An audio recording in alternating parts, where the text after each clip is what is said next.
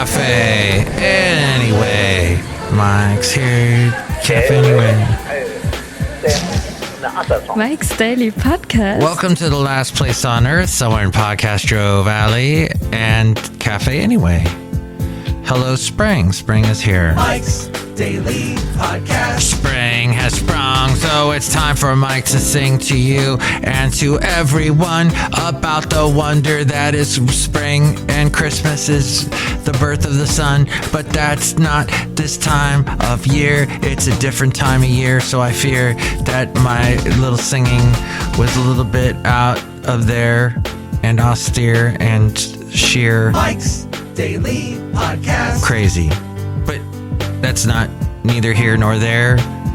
Hey, there's a cat on my lap. Mike's Again, Daily Rocky the cat. Podcast. Hey, Rocky! Yeah! It's episode 2579, 2579. Mike Matthews is my name, and I have been enjoying all of the calls and the emails I've been getting. If you would like to email me, it's mikesdailypodcast@gmail.com.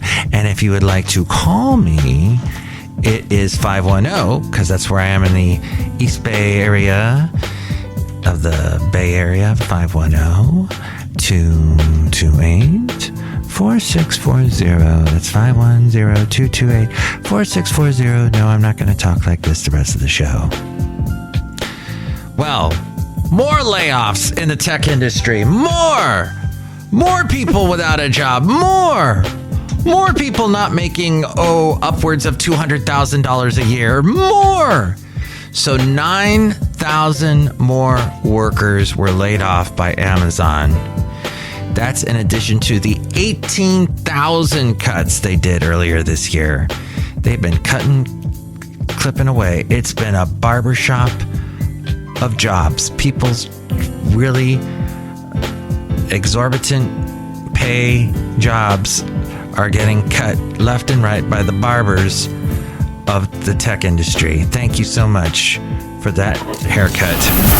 And here's today's podcast picture. It's of my new haircut. No, I'm not. Should I do that picture? I'm either going to do a picture of me, because it's a podcast about me.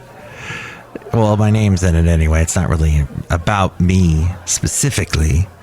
Or it'll be a picture from Hayward of the beautiful...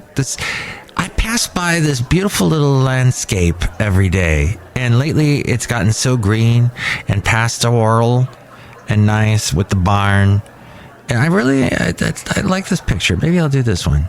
Whatever it is, see it at MikesDailyPodcast.com. The late great Basil the Boxer and I actually walked in this area. It's called the Garin Trail, and he and I walked on that years and years ago. Gosh, maybe 10 years ago, and it was such a fun day walking along with my dog. Did I tell you I saw another boxer lately? The boxer's name was Frazier, the guy that fought Ali, because apparently you got to name your boxer after a boxer. So I didn't name my boxer after a boxer. His name was just Basil, because it was a fun name, and he looked like a Basil. But my cat has a name of a boxer, Rocky, so I don't get what happened there. I guess I'm a little late. I was supposed to name the dog that, and the cat maybe could be named Basil, but that didn't happen. But Microsoft is using OpenAI to make it easier for doctors to take notes. And you know, doctors, when they take notes, they do that scribble that you can't read. So maybe that's the issue. I am trying to see now because I have the chat chat GBT. There we go. But it's not letting me do it. Apparently, I can record this whole podcast or have it written down, transcribed is what I'm trying to say, and have it transcribed, and then it would then be, you could read it as if that was any kind of thing. But I just tried to open Microsoft Edge, and it's leading me to, it's giving me a beautiful, we're so glad you're here. Welcome to Microsoft 365. Create, organize, and collaborate all in one place for free. Microsoft 365, it's all free. It's got you can intuitively organize your content your way. And then, of course, they try and have you do the premium. And you can, they got some things they can actually teach you. The front panel will close automatically. Okay. Please remain seated. I can't get to, apparently, what I was thinking I could get to here. You're a very rude person. The way you treat Sarah Huckabee is horrible. And the way you treat other people are horrible. You shouldn't treat people that way. Oh, I pressed the wrong icon. We live in a world of icons. Have you known that? I guess we have for a while. Humans are very icon-driven. It's all about image. It's all about, what do you look like? So let's see if this allows me to do this. As we go outside a cafe anyway, we bring you Mike's Daily Podcast somewhere in Podcastro Valley, the last place on earth. Anyway. And I don't think it can because I'm using the microphone and recording it at the same time here. And yeah, all right. So that's what I've learned. And you've learned with me simultaneously what Microsoft is doing. We're outside a cafe anyway, somewhere in Podcastro Valley, the last place on earth. So apparently, Americans' total credit card balances have spiked to $930 billion. We continue to be impacted by both high inflation and interest rate hikes.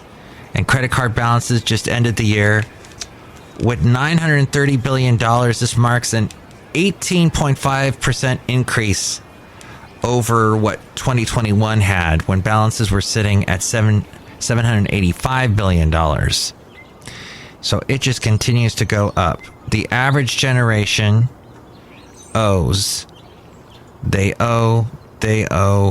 So off the work they go, try and pay off all this debt. Generation Z, on average, owes almost $3,000. Millennials owe, on average, almost $6,000. Gen X, known as the sandwich generation, which means they are more likely to be supporting both their children and aging parents, they owe $7,000. And baby boomers, they're a little bit less, $6,785.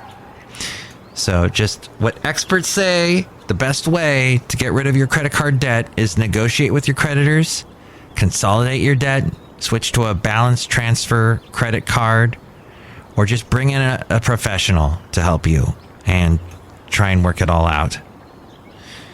But I've never been the best negotiator, so I don't know about the first tip there.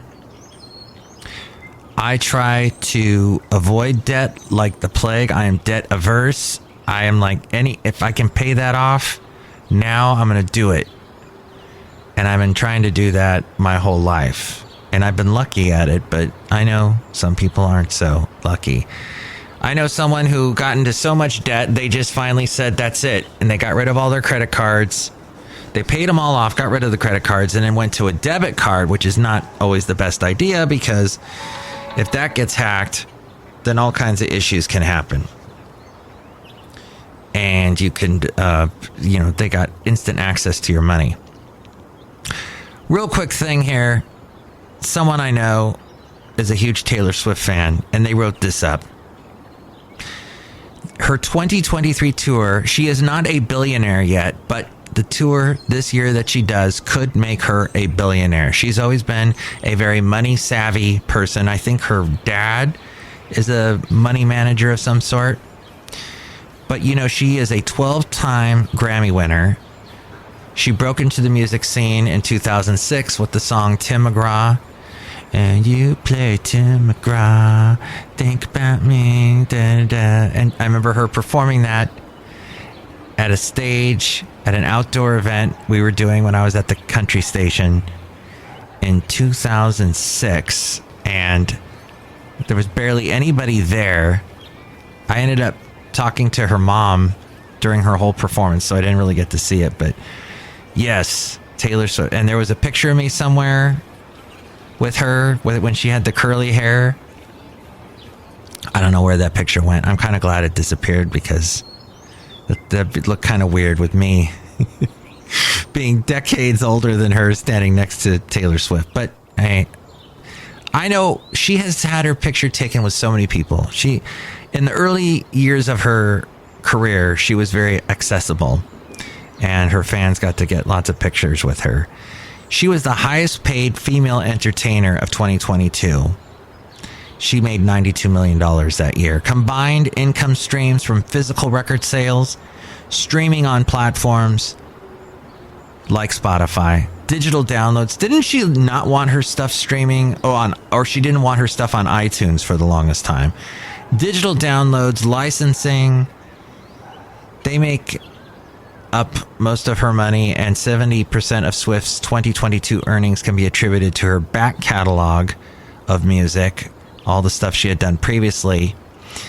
And she's kicking off her tour, or she did last week actually, making 52 stops.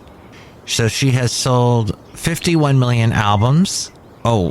She made $137.5 million in the United States alone off of her singles. I think, as I read this, if that's correct. Music in her new era, when she joined Republic Records, she made $14 million just from the sister albums that she did. Remember, she redid Folklore. She did two albums that were connected, Folklore and Evermore. And she wrote a lot of those songs with the guy, I can't think of his name now, but he was the writer and the singer for the band called The National. So she's willing to collaborate with a lot of different people and artists.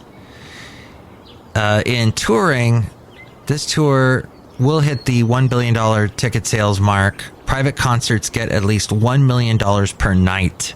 So she does those, and you got to fork out $1 million. And then she's got merchandise, she's got endorsements, and then she's got some kind of perfume. And she was paid $26 million for doing the Diet Coke commercials. Plus, let's see, some of her sponsors for her tours have included Papa John's, Qantas Airlines, Walgreens, American Greeting Cards. Wow. AT&T, Activision, Capital One, CoverGirl, DirecTV, Macy's, Sony, Starbucks, Toyota. The City of New York sponsored her. Comcast and Verizon have sponsored her. American Express, Target, UPS, and AirAsia have all sponsored her. She has been in movies. There was the Cats movie. That was a mega flop, but she got $3 million to do that. $3 million to dress up as a cat and be all weird and freaky looking. And of course, the main criticism of Cats about a particular anatomical design of cats that was put into all the costumes. That was like, yeesh, why did you go that far? An episode of CSI Crime Scene Investigation she was in.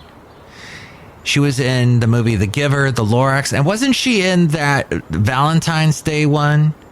Remember there was those movies that were all themed around a particular holiday? It was either New Year's Day or Valentine's Day. It definitely wasn't Groundhog's Day. And then she's done fashion.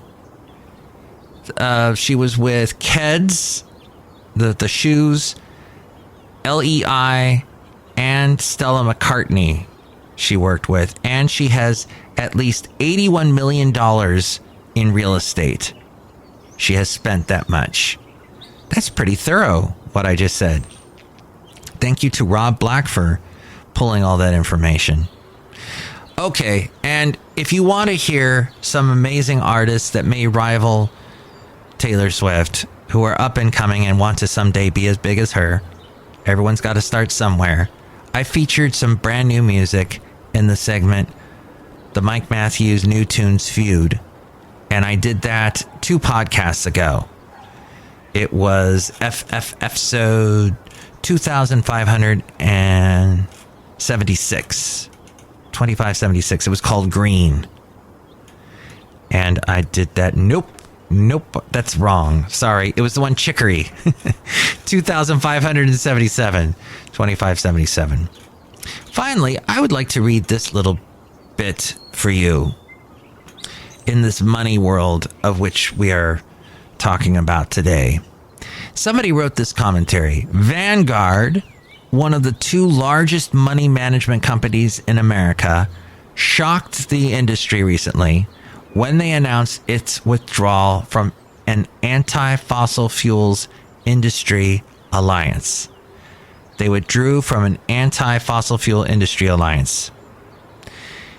The CEO, Tim Buckley, not only defended that move, but went on to say that Vanguard's research shows no benefit to ESG investing.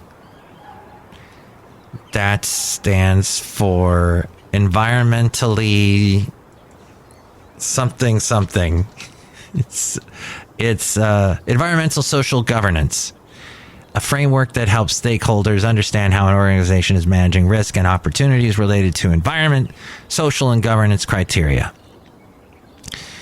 There we go. It takes the holistic view that sustainability extends to other things, extends beyond just environmental issues. Okay. So Vanguard's research showed that there was no benefit to that, and investment firms should basically stay out of politics and let boards of directors govern in the interest of their shareholders, not hot button political issues. This writer says it's been a terrible year for environmental social governance and politicized capital. Anybody into the politicized using hot political button issues? It's been a terrible year for those companies. BlackRock's been getting fired by red state pension managers. Left-wing proposals are getting voted down. And now one of the most prestigious names in finance is shifting its rhetoric. And is shifting. So the shift in rhetoric alone is a big win, this writer says, for advocates of the separation of investment and politics. Says, okay, so that's a very interesting thing to say. Investment and politics should be separated. Let's see, what else should be separated from politics? Religion? Church lady? Dana Carvey? If you watch this one Kevin Nealon, it's called Hiking with Kevin, that thing he does on YouTube. He's been doing it for 5 years. It's so fun to watch.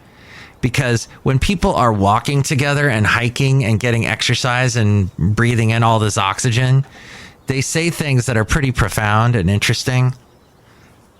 And he's walking with, let's see, Fred Armisen. And they're in Griffith Park. They're in Southern California near the Griffith Park Observatory and Greek Theater and all that. And they're walking along in the hills, and the hills are dusty and dry. Even this, which was done fairly recently, it's a little bit greener down there. But they're walking along, and suddenly Kevin Nealon goes, "Oh my gosh, there's Dana Carvey." And Dana Carvey's jogging along on the trail.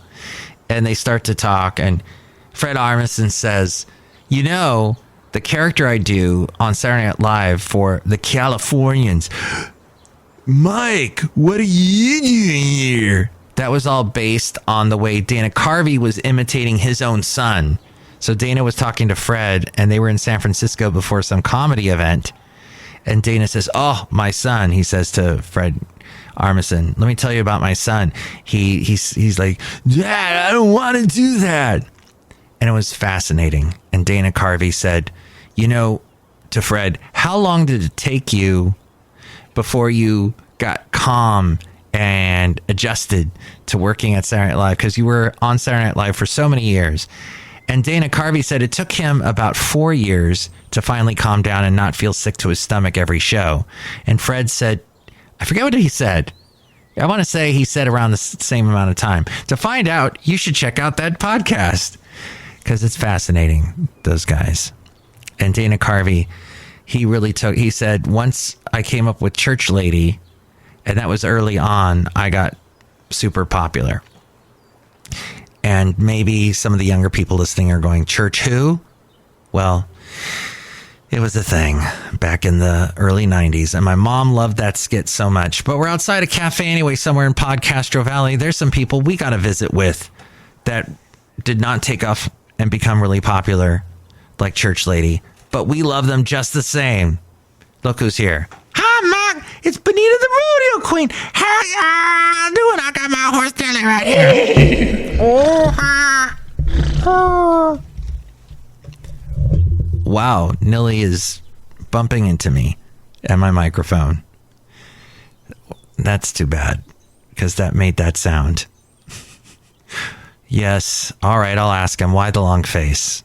All right, look who else is here. It's a disgruntled fiddle player, tell you what. What? That is the oldest joke in the whole world. Why'd you have to bring it up? I think I haven't said that joke in a while, so yeah. Yeah, okay. Yeah, BlackRock, they got to take off and they better not touch my pension. Tell you what. What? The thing I just said about BlackRock. Okay. Let's see. Politics. I think that's really rich.